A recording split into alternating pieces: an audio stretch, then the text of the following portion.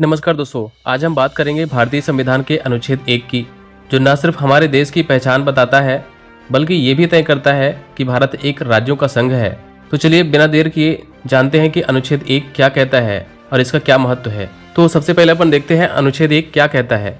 भारतीय संविधान के अनुच्छेद 1 में साफ तौर पर लिखा है, भारत राज्यों का एक संघ होगा। अब ये लाइन बहुत छोटी लगती है, लेकिन इसके पीछे बहुत गहरी सोच है। भारत को फेडरेशन ऑफ स्टेट्स यानी राज्यों का संघ कहा गया है, लेकिन संविधान में फेडरेशन की जगह यूनियन शब्द का इस्तेमाल किया गया है।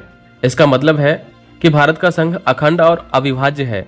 कोई भी राज्य यह नहीं कह सकता कि वह भारत से अलग होना चाहता है। भारत एकजुट है और इसमें शामिल सभी राज्य केंद्र के साथ मिलकर काम करते हैं। इसके बाद देखें भारत के क्षेत्र क्या हैं। तो अनुच्छेद 1 की दूसरी लाइन कहती है कि भारत का राज्य यानी क्षेत्र 3 हिस्सों में बांटा गया है।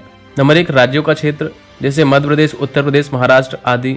नंबर 2 संघ शासित क्षेत्र, जैसे दिल्ली, चंडीगढ़, लद्दाख आदि, जिन्हें केंद्र सरकार सीधे संचालित करती है।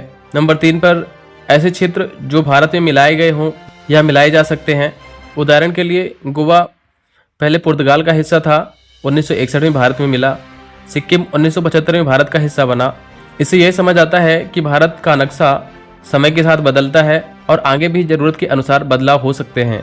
इसके बाद अनुच्छेद 1 का महत्व देखें तो अब सवाल उठता है कि अनुच्छेद 1 इतना खास क्यों है। यह भारत की राजनीतिक संरचना को तय करता है। यह बताता है कि भारत में राज्यों की कोई संप्रभुता नहीं है, मतलब वे अलग होकर स्वतंत्र नहीं हो सकते। इससे यह भी तय होता है कि केंद्र सरकार को राज्यों की सीमा, नाम आदि बदलने का अधिकार है, जो कि अनुच्छेद 3 में आगे बताया गया है। संक्षेप में कहें तो यह अनुच्छेद भारत के संविधान की बुनियाद है, जो देश की एकता और अखंडता की गारंटी देता है। तो दोस्तों, यह था भारतीय संविधान का अनुच्छेद 1, जो हमारे देश की नींव को परिभाषित करता है। अगर आपको यह जानकारी अच्छी लगी हो तो वीडियो को लाइक करें, शेयर करें और हाँ, भारतीय संविधान के हर अनुच्छेद को समझने की इस सीरीज से जुड़े रहने के लिए चैनल को सब्सक्राइब जरूर करें। मिलते हैं अगले वीडियो में, तब तक के लिए जय हिंद, जय भारत।